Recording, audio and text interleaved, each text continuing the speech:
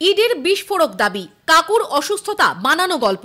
সুজয় কৃষ্ণ ভদ্র ওরফে কালীঘাটের কাকুর শারীরিক অবস্থা নিয়ে উঠেছে একাধিক প্রশ্ন। এর আগে বারবার ইডি প্রশ্ন তুলেছে, কালীঘাটের কাকু কতটা অসুস্থ সেটাই তাদের কাছে স্পষ্ট নয়। কাকুর মেডিকেল রিপোর্টে ছিল না সিএবিজি গ্রাফট ভেসেলের রিপোর্ট। হার্টের চিকিৎসা সংক্রান্ত রিপোর্টেই বোঝা যাবে ঠিক কতটা অসুস্থ কাকু। এমনকি সেই বিশেষ রিপোর্টটি চেয়ে এসএসকেএমকেও চিঠি দেয় ইডি। তার কণ্ঠস্বরের নমুনা নিতে চায় ইডি। ইডির হাতে আসা একটি অডিও ক্লিপের সঙ্গে কালীঘাটের কাকুর কণ্ঠস্বরের নমুনা মিলিয়ে দেখতে চায় ইডি।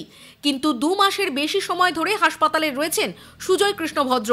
বিভিন্ন সময় বিভিন্ন অসুস্থতার কারণ দেখানোয় কাকুর কণ্ঠস্বরের নমুনা সংগ্রহ করতে পারেনি কেন্দ্রীয় তদন্তকারী সংস্থা। শুক্রবার সুজয় কৃষ্ণ ভদ্রের জামিন মামলায় আরও একবার ওঠে সেই প্রশ্নই। বিচারপতি তীর্থঙ্কর ঘোষের এজলাসে এই মামলার শুনানি ছিল আজ। কাকুর অসুস্থতাকে বানানো গল্প বলেই মনে করছে ইডি। সুজয় কৃষ্ণ ভদ্রের শারীরিক অবস্থা জানিয়ে এবং তাকে জামিন না দেওয়ার বিশেষ উল্লেখ করে রিপোর্ট জমা দেয় ইডি।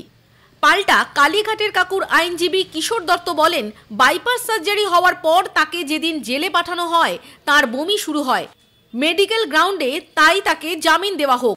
ইডির তরফে বলা হয়, আদালতের নির্দেশের পরও আজ পর্যন্ত ভয়েস স্যাম্পল টেস্ট করতে পারেনি সুজয় কৃষ্ণ ভদ্রের।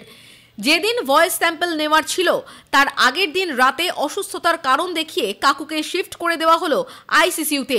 অসুস্থতা বানানো গল্প। উনি সুস্থ আছেন। আগামী মঙ্গলবার ফের এই মামলার শুনানি। Bureau report, EVM news.